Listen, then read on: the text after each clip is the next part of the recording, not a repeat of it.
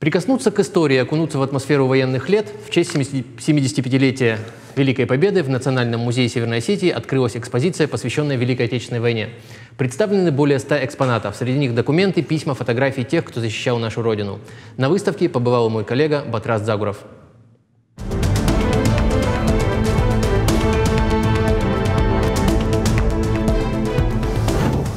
Передо мной подшивка со всеми номерами осетинской газеты «Раз-Зинат» за 1941 год. Это тысячи страниц, где рассказано о важнейших событиях из жизни страны и республики за тот период. В том числе, конечно же, новость о начале Великой Отечественной войны.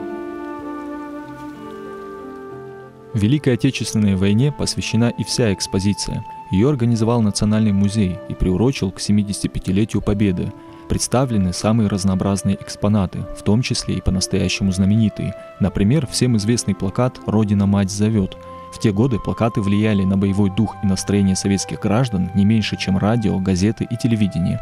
Всем хорошо известен этот плакат, но мало кто знает, что на плакате изображена жена художника Ираклия Таидзе. Именно она бежала в его мастерскую, чтобы сообщить ему эту страшную новость о том, что началась война. Когда он увидел ее испуганный взгляд и, тем не менее, вот этот вот боевой настрой, он попросил ее замереть в этом положении. Многие воспринимали его как изображение собственной матери, собственной сестры, жены, которая призывает их защитить Родину.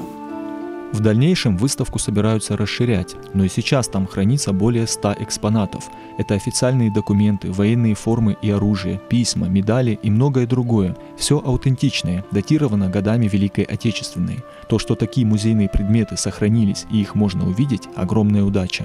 На этой фотографии вы видите Чебахан Басиеву с братом Каспалатом. Чебахан Басиева была учительницей в городе Алагир и была убита немцами за отказ сотрудничать с ними. Та же самая участь ждала ее брата, и здесь представлены колодки, в которые был закован ее брат. Через несколько витрин посетители музея смогут увидеть форму летчицы Элиты Дауровой. Об Элите Дауровой можно рассказывать много, и много очень интересного, но трагический случай произошел именно тогда, когда она со своим избранником приехала в родное село, и они устроили свадьбу.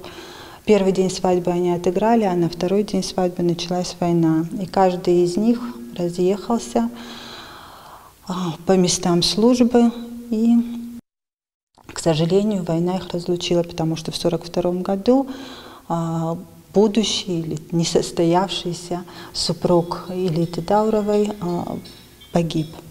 На этот год у сотрудников музея большие планы. К 1 сентября они планируют подготовить стационарную экспозицию. Тема – история Осетии, начиная с древнейших времен и по 20 век. Работники музея уверены, такие выставки очень важны, особенно для воспитания молодежи. Сотрудники музея в такое сложное время с ковид-эпидемией, тем не менее, выходили на свое рабочее место и с огромной любовью, с огромным энтузиазмом выполняли свою работу именно для того, чтобы подрастающее поколение знало, любило, ценило и уважало свою историю. Батрас Загуров, Давид Битиев специально для программы «В итоге».